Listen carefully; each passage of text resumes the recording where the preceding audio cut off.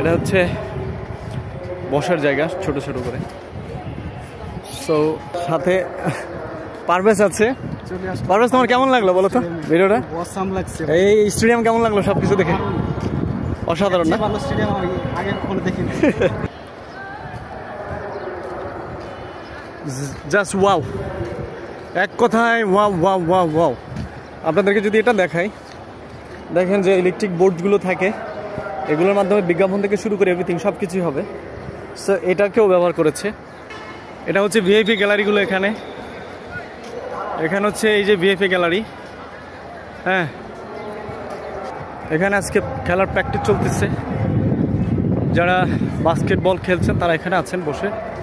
তারপরে হচ্ছে এর পাশেও রয়েছে, এখানে অনেকে আছে।